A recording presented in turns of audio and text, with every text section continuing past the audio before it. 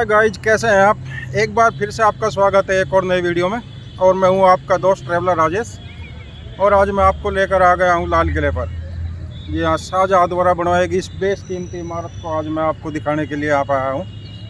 तो बने रहिएगा वीडियो में मेरे साथ। अच्छा, तारीख है आज 9 दिसंबर 2021 और दिल्ली का टेम्परेचर अभी है 15 डिग्री सेल्सियस। यानी आप कह सकते हैं कि बहुत अच्छा मौसम है दिल्ली में दिन में घूमने के लिए। आप धूप में भी आप घूम सकते हैं दिल्ली में। और बात करें कनेक्टिविटी की, तो कनेक्टिविटी लाल किले के लिए बेहद अच्छी है। आप डीटीसी से, तो यहाँ सामने बस स्टैंड है, डीटीसी से आप आ सकते हैं। मेट्रो की वायलेट लाइन का लाल किला मेट्रो स्टेशन बिल्कुल यहीं रोड के पार चंद कदम दूरी पर ही है। और पुरानी दिल्ली रेलवे स्टेशन यहाँ से केवल 500 मीटर दूर। और ISBT कश्मीरी गेट केवल 2 किलोमीटर की यहाँ से दूर है। और यही है सामने लाल किले की वो प्राचीर, जहाँ से हमारे देश के प्रधानमंत्री प्रत्येक 15 अगस्त को देश को संबोधित करते हैं। वो क्या शान से हमारा तिरंगा यहाँ पर लहरा रहा है। और इसके सामने का कुछ ऐसा नज़ारा है, ये काफ़ी बार आपने 15 अगस्त के दिन टीवी में आपने देखा भी होगा। बिल्कुल सामने इसके ये चांदनी चौक है, जिसकी रोड को अभी दिल्ली सरकार ने एक हेरिटेज बाग के रूप में भी विकसित कर दिया है। अच्छा, मेरी पुरानी वीडियो में भी आप इसको देख सकते हैं। मैं अभी कुछ दिन पहले इसको एक्सप्लोर किया था।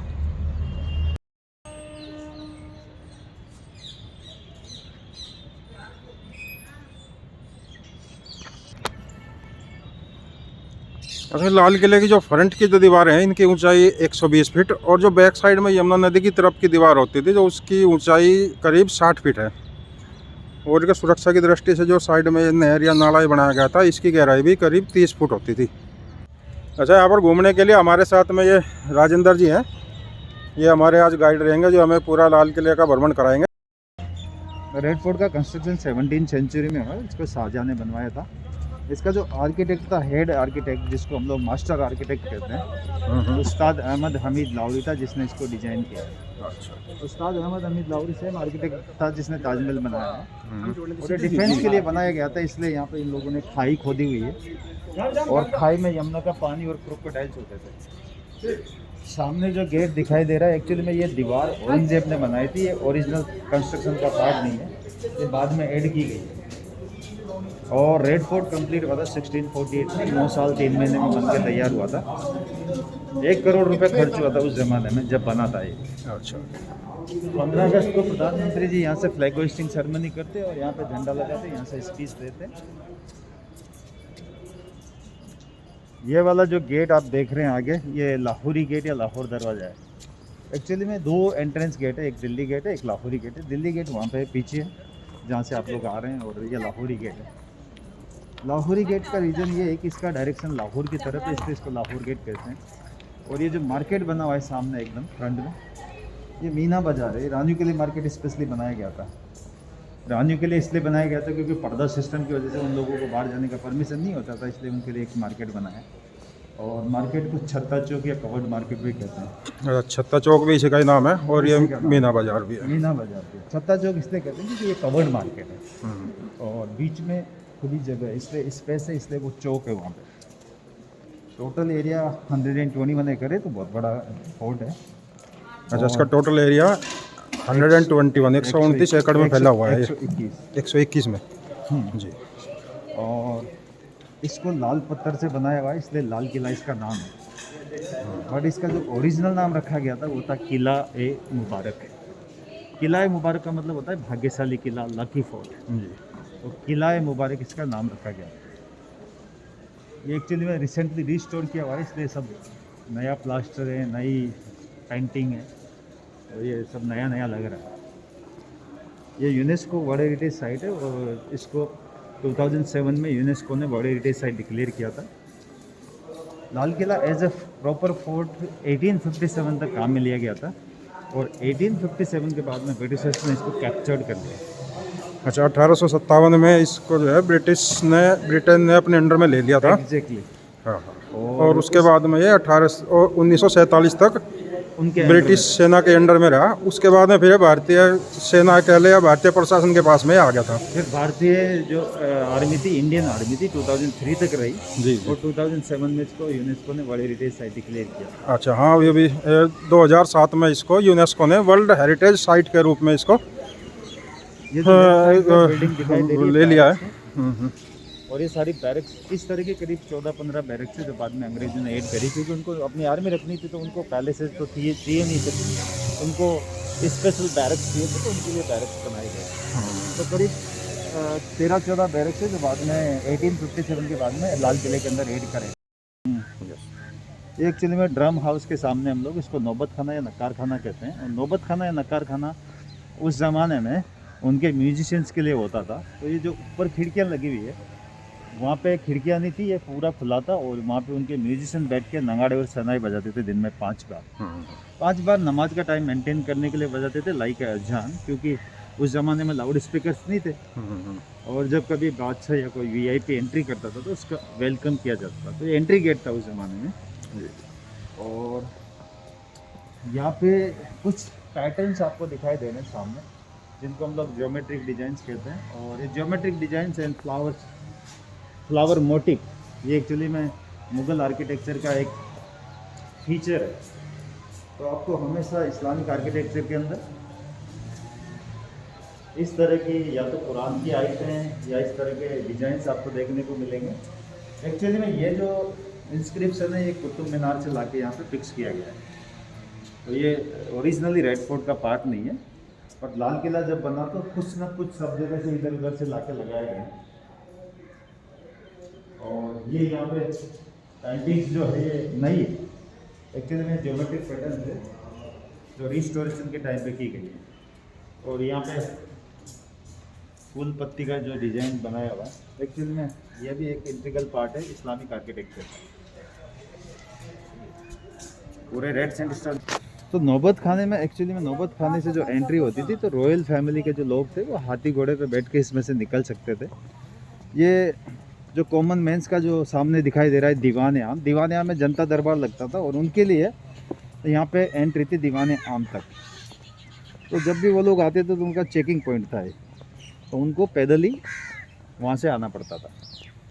और दीवान आम में बादशाह आम जनता की शिकायतें लिया करता था, तो ये पब्लिक कोर्ट था, उस ज़माने का पब्लिक कोर्ट कह सकते हैं आप इसको। और इसका जो कंसेप्ट है ये अकबर ने चालू किया था। ये बहुत ही खूबसूरत बिल्डिंग है और पिलर्स के ऊपर खड़ी हुई है। तो ये पिलर जो है ग्रीक आर्किटेक्चर से इन लोगों ने अडोप्ट किए हुए हैं, और जो खूबसूरत आर्चेज है स्पेशली पर्शियन आर्किटेक्चर है। अंदर मार्बल का एक सिंहासन बना हुआ है, वो मार्बल सेम मार्बल है जो ताजमहल में काम हुआ है, मकराना मार्बल जिसको हम लोग कहते हैं, क्योंकि मकराना से मार्बल लाया जाता था। अच्छा अच्छा। और उसके अंदर बहुत सारे सेमी प्रीसियस स्टोन्स जड़े हुए हैं। उस जड़ाई के काम को पियत्रा ड्यूरा कहते हैं। और उसके अंदर एक पीछे पैनल है सिंहासन के पीछे, उसको एक इटालियन ने डिज़ाइन किया था, और उसने 200 बर्ड्स की फ़ोटोग्राफ उसके अंदर बनाई हुई है, और एक ग्रीक देवता की फ़ोटो भी है ऑर्फियस की। तो ये चीज़ एक एक्सेप्शन है इस्लामिक कोर्ट के अंदर। जितने रिंग्स आप देख रहे हैं ऊपर, एक्चुअली में पर्दे टांगने के लिए होते थे, और जो छतरियाँ आप देख रहे हैं उस पर, वो छतरियाँ एक्चुअली में हिंदू आर्किटेक्चर से अडोप्ट की गई है। ओके।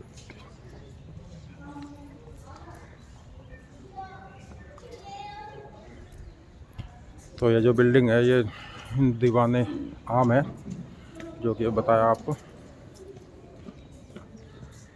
चालू करिए।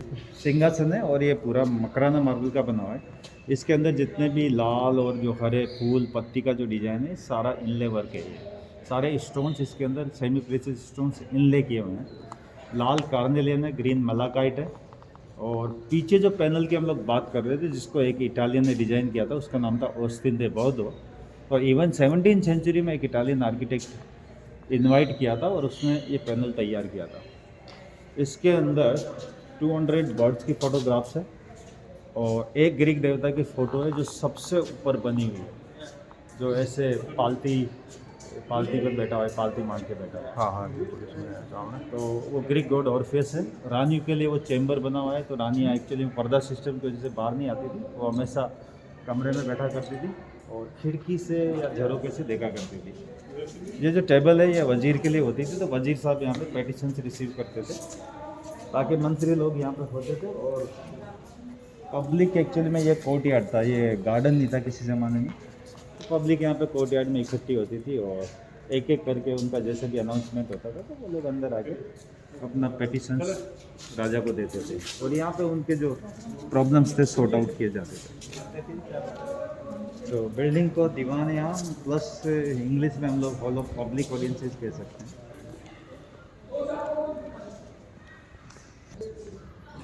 अच्छा, दीवान आम की जो चौड़ाई है करीब 80 फीट है और इसकी लंबाई 40 फीट और ये जो इसकी ऊंचाई है ये फर्श से इसकी है 30 फीट है।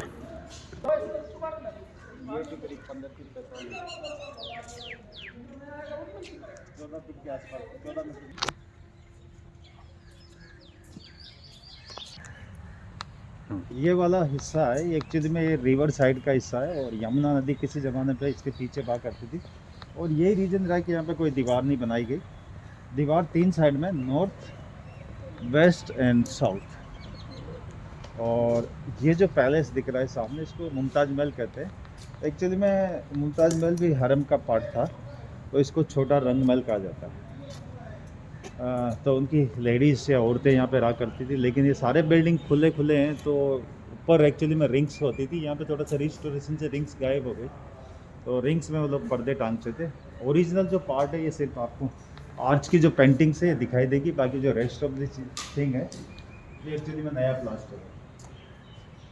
ये चूने का प्लास्टर है। ब्रिटिश लोगों ने इसको जेल खाने में कन्वर्ट कर दिया था 1857 के बाद के सोल्जर्स के लिए और बाद में ये म्यूजियम में कन्वर्ट कर दिया था आज़ादी के बाद में। तो यहाँ पे म्यूजियम था। ये जाली है पूरी मार्बल की है और पीछे नदी हुआ करती थी और इसमें कुछ मिरर वर्क था जो अभी थोड़ा सा ख़राब हो चुका है। मुमताज़ के पीछे इसका नाम रखा गया था जो शाहजहां की एक फेवरेट वाइफ थी। और यहाँ से आप थोड़ा सा देख सकते हैं बाहर की साइड में तो ये वाला जो हिस्सा है एक्चुअली में अभी गार्डन पार्क में कन्वर्ट कर दिया एंड के बाद में रिंग रोड। किसी ज़माने में नदी यमुना नदी यहीं पे बात करती थी।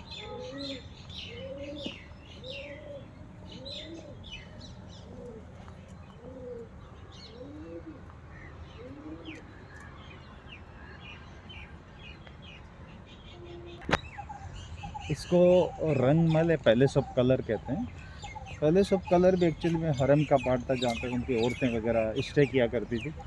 कभी कभी इसमें परफॉर्मेंस हुआ करती थी इस वजह से इसको रंग महल का नाम दिया गया।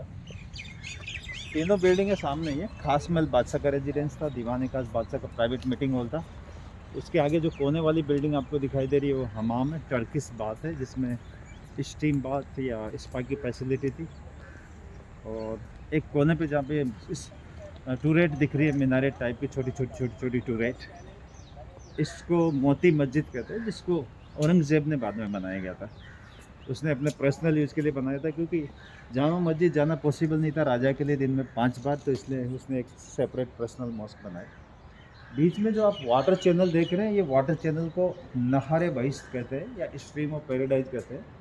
और ये वाटर चैनल उस ज़माने में वाटर कूलिंग या एयर कंडीशनिंग के लिए काम में लिया जाता था। लेडीज़ यहाँ पे रहती थी तो खुले में कैसे रहेगी, तो ये सेम सिस्टम आप यहाँ पे देख सकते हैं। बहुत सारी रिंग्स है और इनमें लोग बड़े बड़े पर्दे टांग के इनको प्राइवेट बना देते हैं। इसकी पेंटिंग्स वगैरह इसलिए ख़राब हो गई क्योंकि अंग्रेज़ जब आए तो उन लोगों ने इसको किचन बना दिया और कुकिंग की वजह से सारा जो ये कार्बन की वजह से सारा काला और गंदा हो गया। बेसमेंट भी बना हुआ है और बेसमेंट एक्चुअली में लेडीज़ का गर्मी में अबोर्ड हुआ करता था, यहाँ पे रहा करती थी क्योंकि नीचे वाला जो हिस्सा ठंडा रहता था नदी की वजह से, तो कभी कभी गर्मी के टाइम पे लोग यहाँ पे रहा करते थे। जो यूनुक्स थे वो इसको गार्ड करते थे लेडीज़ के अपार्टमेंट को। तो जहाँ पे भी हारम होता था तो हारम में स्पेशली यूनुक्स को अपॉइंट किया जाता था गार्डिंग के लिए। और इसके दोनों साइड पे जो 2 कमरे बने हैं, एक यहाँ से ये स्ट्रीम ऑफ पैराडाइज का पानी यहाँ से आके और सारा वो पूल में इकट्ठा कर लिया जाता था और ये वाटरफॉल की तरह काम करता था। और ये यहाँ से एक ड्रेन बनाया हुआ टेरेकोटा पाइप का, तो इससे सारा इसको ड्रेन किया जाता था उसमें पूल में। वो शीश महल है। एक्चुअली में शीश महल का कंसेप्ट भी पर्शियन आर्किटेक्ट के साथ में इंडिया में आया और वो कांच के टुकड़े उन लोगों ने छत के अंदर लगाए हुए हैं। तो दोनों साइड पे जो पैलेसेस बने हुए हैं, कमरे बने हुए हैं, उनके अंदर उन लोगों ने शीश महल बनाए हुए हैं। शीश महल का एक्चुअली जब भी आप जैसे एक लैंप जलाएंगे या मोमबत्ती जलाएंगे तो खूबसूरत तरीके से चमकेगा या शाइनिंग मारेगा। आप खड़े होंगे तो आपको बहुत सारी इमेजेस दिखाई देगी आपकी।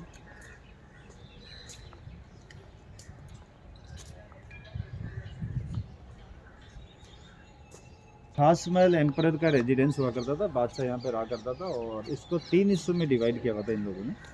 तो ये जो खुला सेक्शन है उसका वार्डरोब था जिसको तोश खाना कहा जाता था, और 4 कमरे बने हुए, तो 3 कमरे बेडरूम्स थे जिनको ख्वाबगाह कहा जाता था, और एक कोने वाला कमरा था बादशाह का प्रेयर का रूम था। तो इनको उर्दू में तस्बीह खाना, प्रेयर चेम्बर, तोश खाना, वार्डरोब, ख्वाबगाह, बेडरूम्स। 2 यहाँ पे बालकनीज है। ये बालकनी कभी कभी शेर और हाथी की फ़ाइट को देखने के लिए बनाई गई थी। तो शेर और हाथी की फ़ाइट नदी के बैंक पे होती थी, और एक बालकनी आगे जो पैलेस के अंदर से निकलती है वो हैंगिंग बालकनी है, और वो झरों का दर्शन के लिए काम में ली जाती है। इसके अंदर बहुत सारा इनले वर्क हो रखा है, तो आप इसमें नीले और हरे ये स्टोन्स देखेंगे। ये सारे स्टोन्स इसके अंदर इनले के हैं। जो येलो लाइन्स है एक्चुअली में ये ओरिजिनली गोल्ड पेंट हुआ है। तो जब मराठाओं का अटैक हुआ यहाँ पे लाल किले पे 18वीं सेंचुरी में, तो वो सारा निकाल के ले गए, गोल्ड स्पेशली मराठा निकाल के ले गए।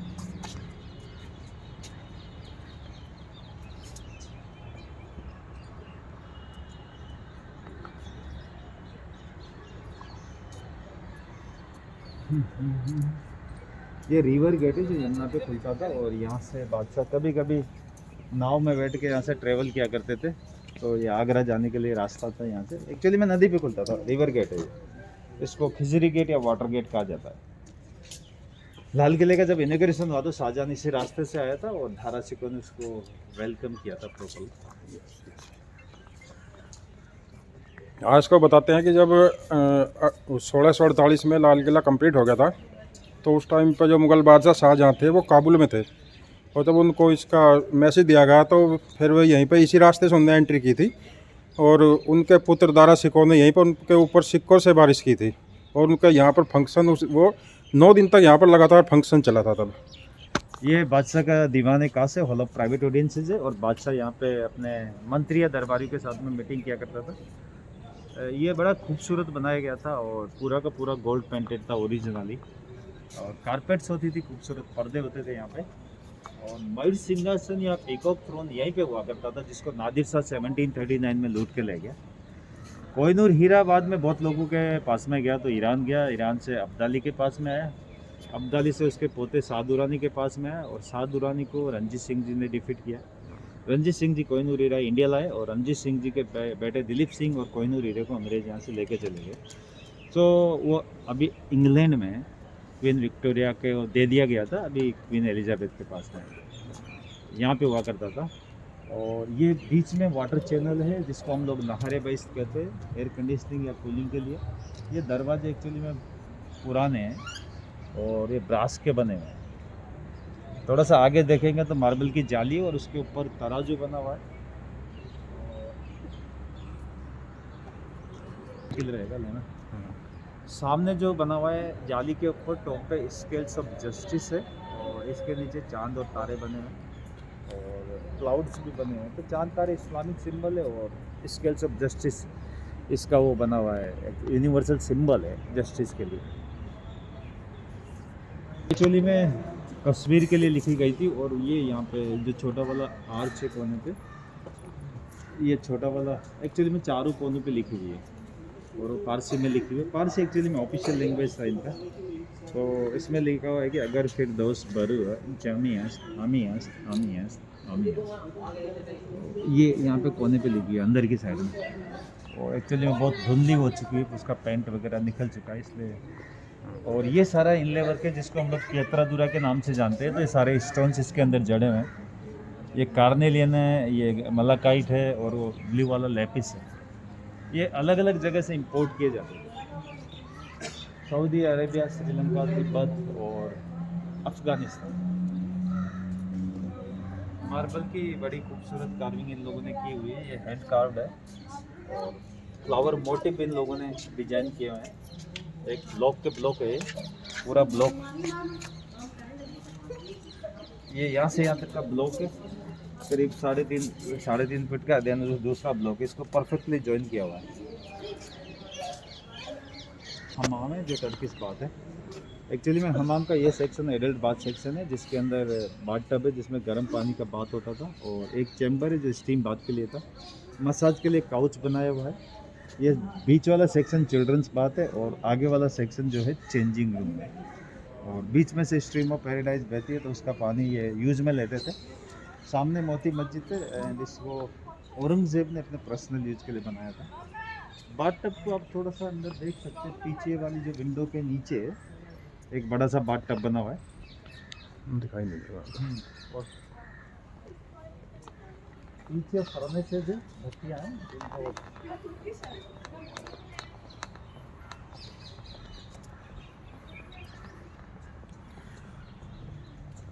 ये पानी को हीटिंग के लिए इंतजाम किया जाता है।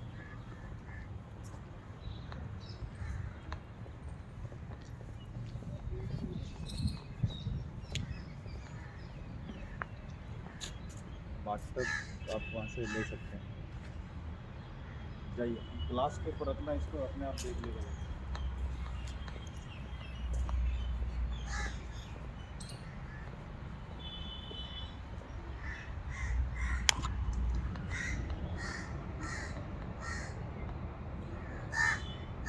हालांकि शीशा धुंधला होने की वजह से बाथटब आपको अच्छे से नज़र नहीं आ रहा होगा, लेकिन यहीं पर अंदर इसमें बाथटब हुआ करता था।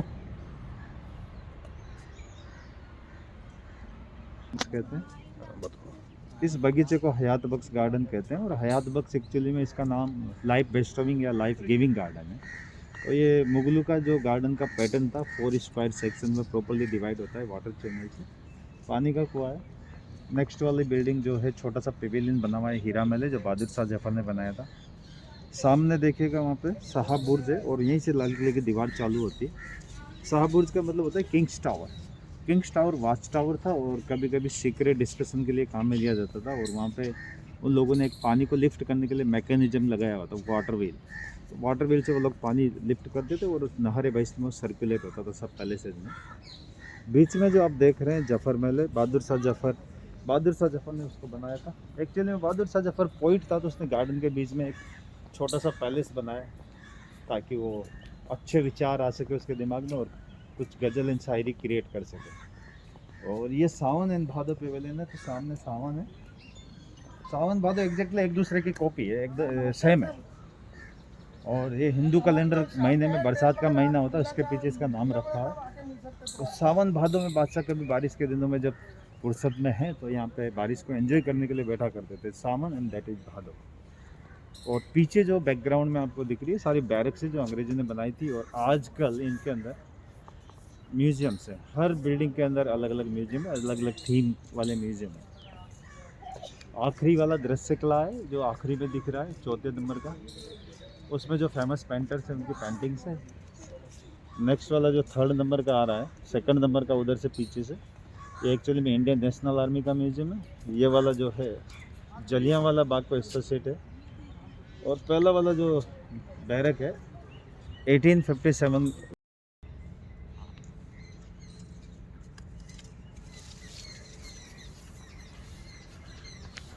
और ये जो आपको सामने नज़र आ रहा है, ये जफर महल है, जिसको आखिरी मुग़ल बादशाह बहादुर शाह जफर ने बनवाया था। हालांकि बहादुर साहब 1857 की क्रांति के बाद में जब अंग्रेज़ों ने लाल किले को अपने कब्ज़े में ले लिया था, तो उन्होंने यहीं पर 1858 में बहादुर शाह जफर के ऊपर मुकदमा चलाया, और उनको सज़ा के तौर पर यहाँ से रंगून भेज दिया। अच्छा, लाल किला तो हमने पूरा घूम लिया। आशा है कि ये तो आपको अच्छा ही लगा होगा। और अब हमारे जो म्यूजियम बच गए हैं, हालांकि ये वीडियो लंबा हो गया है, लेकिन अब दूसरे पार्ट में इसके म्यूजियम में आपको दिखाऊंगा, तो दूसरे पार्ट में भी बने रहिएगा। वीडियो को यहाँ तक देखने के लिए बहुत बहुत धन्यवाद।